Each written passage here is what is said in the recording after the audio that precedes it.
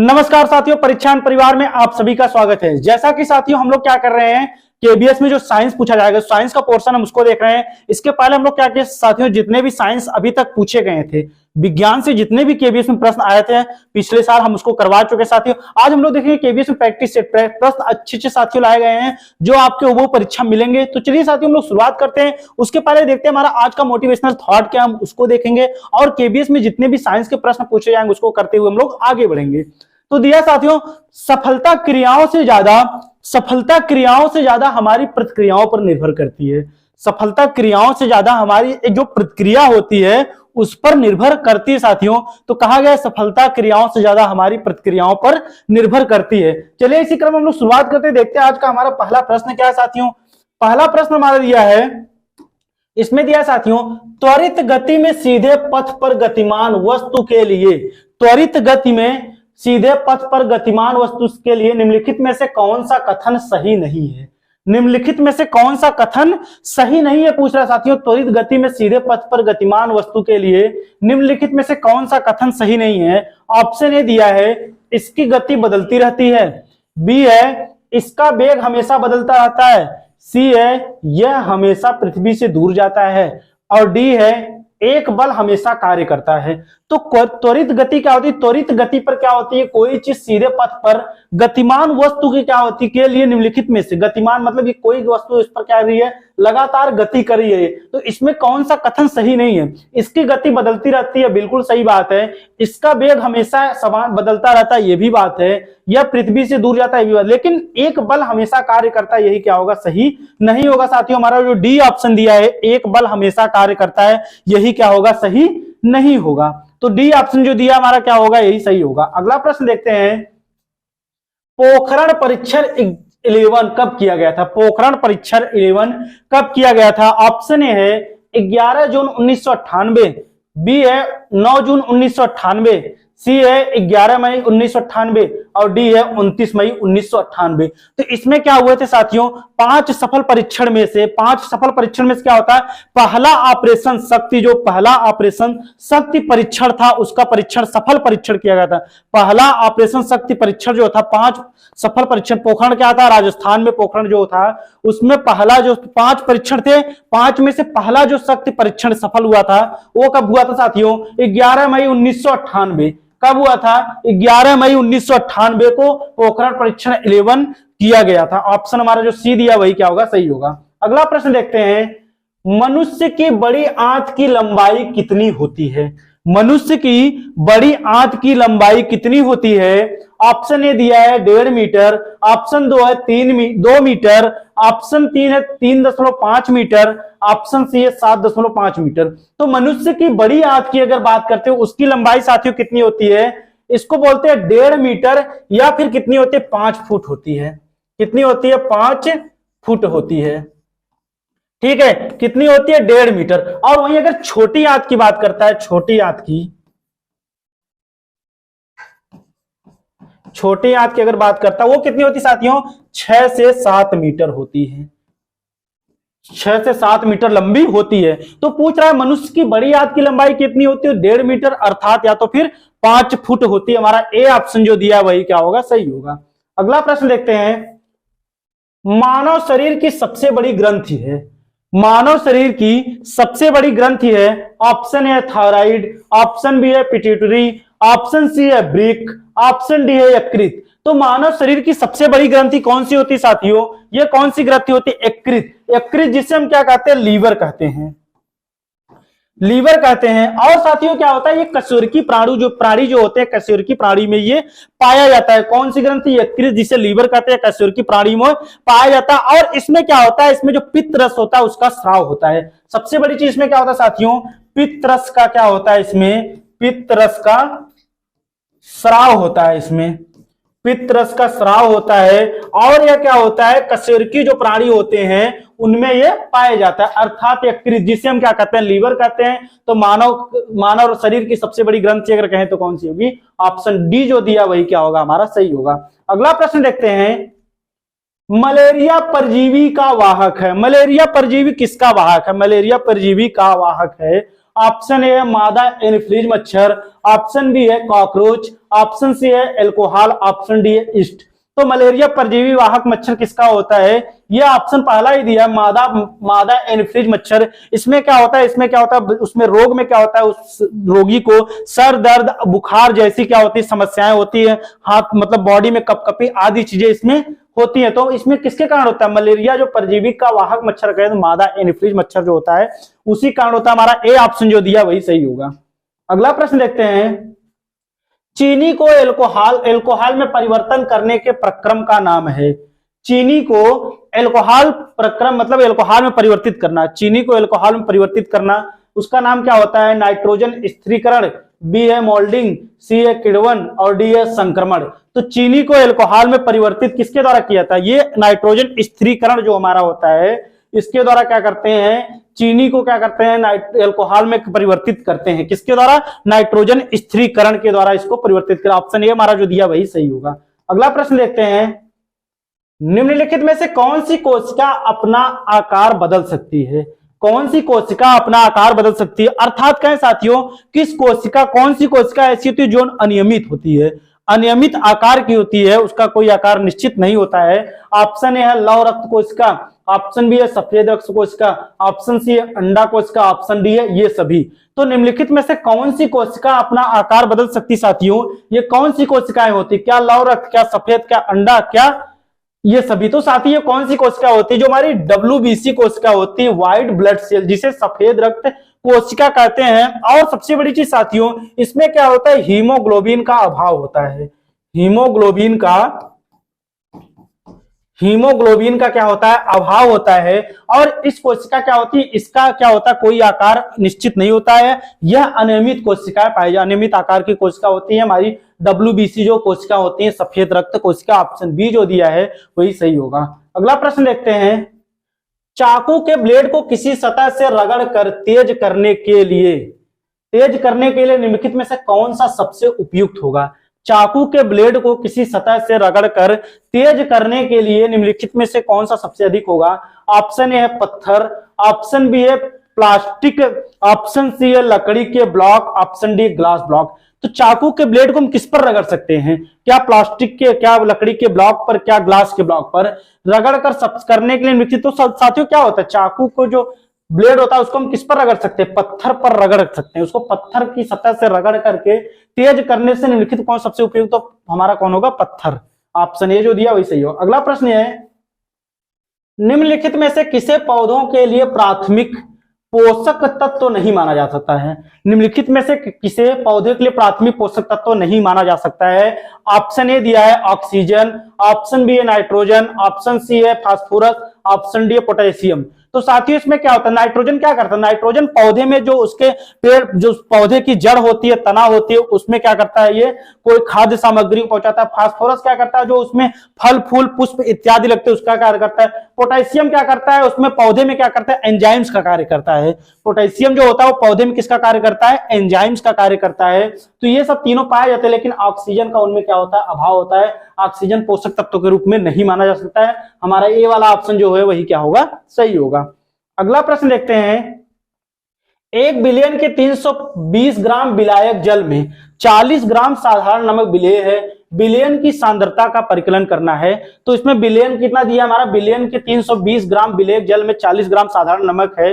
साधारण नमक विलेय, विलेय की सांद्रता। तो पहले क्या देखेंगे? विलेय की सांद्रता लिखते साथियों, विलेय सांद्रता बराबर विलेय बटा बिलियन गुणे 100। इससे हम इसको ज्ञात करेंगे। तो इसमें क्या होगा? बिलियन बराबर, या फिर लिख सकते हैं बिलियन बराबर विलेय प्लस विलायक। तो साथियों विलेय कितना दिया हमारा? विलेय दिया है कितना? 40 ग्राम। विलेय दिया है 40 ग्राम प्लस विलायक कितना दिया है? कितना दिया है विलायक हमारा? 320 ग्राम। 320 ग्राम। तो क्या हो जाएगा? 40 और 320 ग्राम दोनों को जोड़ेंगे कितना आएगा? 360 ग्राम। ये टोटल हो गया 360 ग्राम। तो इसमें क्या पूछा? विलेय सांद्रता। विलेय सांद्रता बराबर कितना? विलेय कितना दिया हमारा? या फिर निकालेंगे विलेय सांद्रता बराबर कितना हो जाएगा, बिलियन दिया 40 ग्राम बटे टोटल कितना है हमारा 360 ग्राम बिलियन और गुड़े 100। इसको सॉल्व कर लेंगे हम लोग, 0 से 0, फिर 4 एकम 4, 4 9 36, कितना आएगा साथियों हमारा 100/9 आएगा। इसमें भाग कर लेंगे हम 100/9 में, तो भाग करके देख लेते हैं।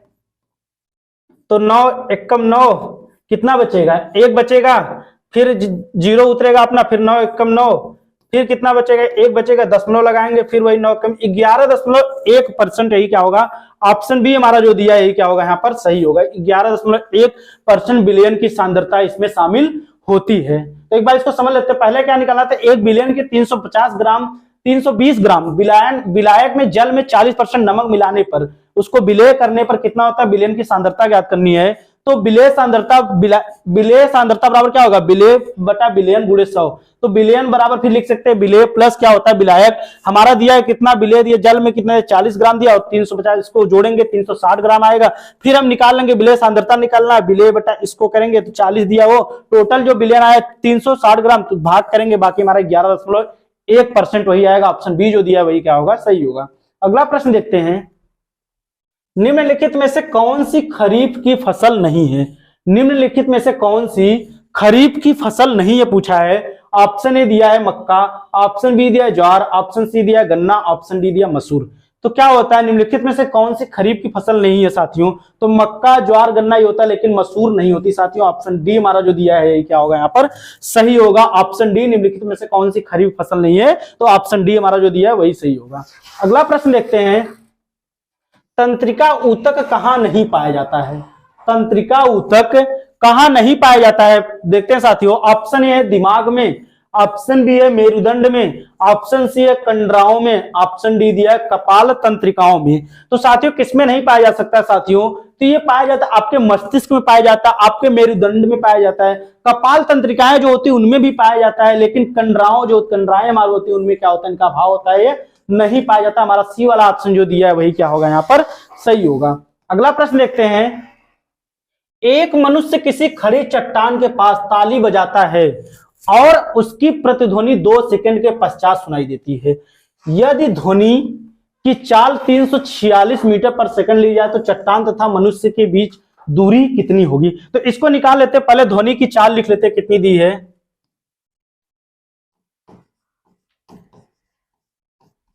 ध्वनि की चाल u बराबर कितनी दी है साथियों, 346 मीटर प्रति सेकेंड, और उसमें कितना, उसकी प्रतिध्वनि की चाल कितनी दी है जो सुनाई देती है, t। प्रतिध्वनि की चाल t बराबर कितना दिया है, 2 सेकेंड। कितना दिया साथियों, 2 सेकेंड। तो ध्वनि द्वारा चली गई चाल, ध्वनि द्वारा चली गई दूरी टोटल, उसको निकालेंगे। ध्वनि द्वारा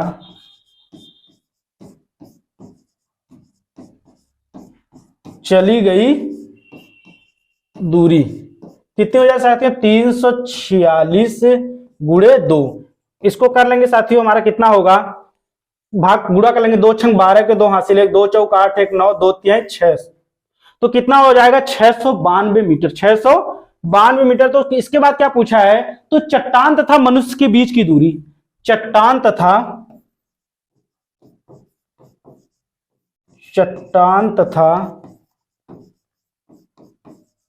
मनुष्य के बीच की दूरी, टोटल दूरी ध्वनि कितनी निकली है, 692, और पूछा है कितना, तो 2 सेकंड चली है, तो 2 से भाग कर लेंगे इसमें, 2 3 6 2 चौकार 2 छंग 12, 346 मीटर। यही जो आएगा हमारा, यही क्या होगा, यही सही आंसर आएगा। टोटल चली गई दूरी, मनुष्य की दूरी कितनी होगी, 346 मीटर। हमारा जो बी वाला ऑप्शन दिया वही क्या होगा साथियों, सही होगा। ध्वनि की चाल यू दिया 346 मीटर, प्रति ध्वनि की चाल जो दिया था वो कितना दिया, 2 सेकंड चली थी। ध्वनि द्वारा चली गई कुल दूरी कितनी थी, तो 346 गुणे 2 आया हमारा 692 मीटर। तो फिर दिया था चट्टान तथा मनुष्य के बीच की दूरी, चट्टान तथा मनुष्य के बीच की दूरी, टोटल दूरी हमारी आई थी 692, और चली कितनी पूछा है, तो 692। तो प्रतिध्वनि जो सुनाई देती है 2 सेकंड में भाग करेंगे 346 मीटर। हमारा जो बी वाला ऑप्शन होगा वही क्या होगा यहाँ पर सही होगा। अगला प्रश्न देखते हैं, यदि पृथ्वी व सूर्य के बीच की दूरी 2 गुना हो जाए तो सूर्य द्वारा पृथ्वी पर लगाए जाने वाला गुरुत्वाकर्षण बल का क्या प्रभाव पड़ेगा दिया साथियों। इसको हम लोग देख लेते हैं। तो देखते हैं साथियों, small G equal to capital G MC upon R square. इससे देखते हैं, इसको समझते हैं गुरुत्वाकर्षण के नियम से साथियों। तो दिया है MC बराबर MC बटा R स्क्वायर, कितना मान दिया 2 गुना हो जाती है। उसकी जो त्रिज्या होती है कितनी हो जाती है 2 गुना हो जाती है। R स्क्वायर का मान कितना दिया है 2 का गुना करेंगे, फिर MC अपान कितना हो जाएगी ये 4 हो जाएगा। या फिर इसको हम लिख सकते हैं, MC को लिख सकते हैं 1/4, यही चौथा गुना जो होता है उसका माना जाता है साथियों। अब जितना है उसका क्या होता है, ये चौथा गुना माना जाता है। ठीक है, गुरुत्वाकर्षण के नियम के अनुसार कितना माना जाएगा 1/4। अब जितना है उसका चौथा भाग। तो कौन सा ऑप्शन सही होगा, ऑप्शन सी हमारा जो दिया वही क्या होगा यहाँ पर सही होगा। अगला प्रश्न देखते हैं, क्या होगा यदि पर्यावरण में मौजूद सभी ऑक्सीजन को ओजोन में बदल दिया जाए। क्या होगा यदि पर्यावरण में मौजूद सभी ऑक्सीजन को ओजोन में बदल दिया जाए तो क्या होगा, हमें और अधिक संरक्षित किया जाएगा। बी है यह जहरीला हो जाएगा और जीवित रूपों को मार देगा। सी है ओजोन स्थिर नहीं है इसलिए यह जहरीला होगा। डी है साथियों यह हानिकारक सूर्य विकिरण को पृथ्वी तक पहुंचने में मदद करता है और कई जीवन रूपों को क्या कर सकता है, नुकसान पहुंचाएगा। तो साथियों इसमें अगर बात करें तो हमारा क्या होगा, ओजोन गैस कैसी है, ये कैसी गैस है, तो हानिकारक गैस है साथियों। तो ये क्या हो जाएगा, अगर बात करें परिप्रेक्ष्य पर्यावरण मौजूद सभी ऑक्सीजन में अगर इसको क्या होगा ओजोन को मिलाएगा तो क्या होगा, यह जहरीला हो जाएगा और जीवित रूपों को क्या हो जाएगा, मार देगा। हमारा जो बी ऑप्शन होगा वही क्या होगा यहाँ पर सही होगा। अगला प्रश्न देखते हैं, निम्नलिखित में से कौन सुमेलित नहीं है। निम्नलिखित में से कौन सुमेलित नहीं है। ऑप्शन ए फेदोमीटर से किसकी दूरी मापी जाती है, समुद्र की गहराई को मापा जाता है। बैरोमीटर से वायुमंडल दाब मापा जाता है। हाइग्रोमीटर से क्या वायु की चाल मापी जाती है। क्या अल्टीमीटर से ऊंचाई मापी जाती है। तो फेदोमीटर से समुद्र की गहराई मापी जाती है। बैरोमीटर से वायुमंडल दाब की गहराई मापी जाती है। अल्टीमीटर से ऊंचाई। लेकिन हाइग्रोमीटर से वायु की चाल नहीं साथियों, वातावरण की आर्द्रता मापी जाती है। क्या मापी जाती है, वातावरण की आर्द्रता मापी जाती है। किससे साथियों, तो हाइग्रोमीटर से। तो हमारा कौन सा ऑप्शन नहीं पूछा तो सी वाला क्या है, सही मिलाप नहीं है, सही मेल नहीं है। हाइग्रोमीटर से क्या होती है, वातावरण की आर्द्रता को मापा जाता है। अगला प्रश्न देखते हैं, किसी दूर की ऊंची इमारत का पूर्ण लंबाई वाला प्रतिबिंब निश्चित रूप से किसका उपयोग करके देखा जा सकता है। किसी दूर की ऊंची इमारत का पूर्ण लंबाई वाला प्रतिबिंब निश्चित रूप से किसका उपयोग करके देखा जा सकता है। ऑप्शन ए है अवतल दर्पण, ऑप्शन बी उत्तल दर्पण, ऑप्शन सी समतल दर्पण, ऑप्शन डी अवतल और समतल दोनों। तो साथियों इसमें क्या होता है, किसी दूर की ऊंची इमारत का पूर्ण लंबाई वाला प्रतिबिंब अगर निश्चित रूप से किसका उपयोग करके देखा जा सकता है साथियों, तो वह कौन सा दर्पण होता है, हमारा उत्तल दर्पण। ऑप्शन बी जो दिया है वही क्या होगा यहाँ पर सही होगा। अगला प्रश्न देखते हैं, इष्ट का उपयोग निम्न के उत्पादन में होता है।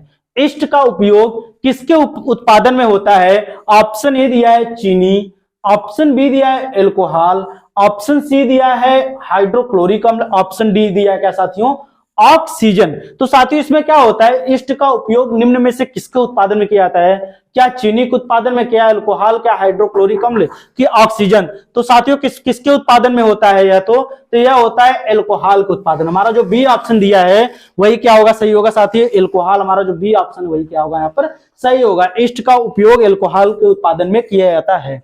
अगला प्रश्न देखते हैं, निम्नलिखित में से किसको पीटकर पतली चादरों में परिवर्तित किया जा सकता है। निम्नलिखित में से किसको पीटकर पतली चादरों में परिवर्तित किया जा सकता है। ऑप्शन ए दिया है फास्फोरस, ऑप्शन बी दिया है जिंक, ऑप्शन सी दिया है सल्फर, ऑप्शन डी दिया है ऑक्सीजन। तो निम्नलिखित में से कौन सा ऐसा पदार्थ है जिसको पीट कर क्या होता है चट्टानों के रूप में हम परिवर्तित कर सकते हैं। क्या वह फास्फोरस होता है, क्या वह जिंक होता है, क्या वह सल्फर होता है, कि ऑक्सीजन होता है। तो साथियों जिसको हम पीट सकते हो क्या होता है, हमारा जिंक होता है। हमारा बी वाला ऑप्शन जो दिया है वही क्या होगा यहाँ पर सही होगा। देखते हैं साथियों आज का लास्ट प्रश्न हमारा क्या दिया है, किस अंग को कोशिका का पावर हाउस कहा जाता है। किस अंग को कोशिका या कोशिक का पावर हाउस कहा जाता है साथियों। ऑप्शन ए दिया है न्यूक्लियस, ऑप्शन बी दिया है माइटोकॉन्ड्रिया, ऑप्शन सी दिया है एडल्पोप्लाज्मिक रेटिकुलम, ऑप्शन डी है गाल्जी उपकरण। तो साथियों किस अंग को कोशिका का पावर हाउस, ऊर्जा शक्ति आदि कहा जाता है, कोशिका का ऊर्जा गृह कहा जाता है साथियों, वो कौन सी होती है सारी? हमारे माइटोकॉन्ड्रिया। माइटोकॉन्ड्रिया को क्या कहते हैं? कोशिका का पावर हाउस, कोशिका के ऊर्जा शक्ति, कोशिका का क्या कहते हैं? गृह कहते हैं। तो साथियों ये थे हमारे 20 प्रश्न जो क्या हुए? कंप्लीट हुए। तो साथियों अगर आप हमारे चैनल को लाइक किए नहीं किए तो उसको लाइक कीजिए, कमेंट, सबसे जरूरी और महत्वपूर्ण साथियों आप हमारे चैनल को शेयर जमकर कीजिए। अगर सब्सक्राइब नहीं किए तो आप सब्सक्राइब कीजिए हमारे चैनल को। साथियों ये थे हमारे 20 प्रश्न जो साइंस के समाप्त हुए साथियों, प्रैक्टिस सेट से अच्छे अच्छे प्रश्न का कलेक्शन था साथियों। और आपको कोई भी डाउट हो तो आप कमेंट सेक्शन में पूछ सकते हैं। तो साथियों हमारा साथ देने के लिए आप सभी का बहुत बहुत धन्यवाद।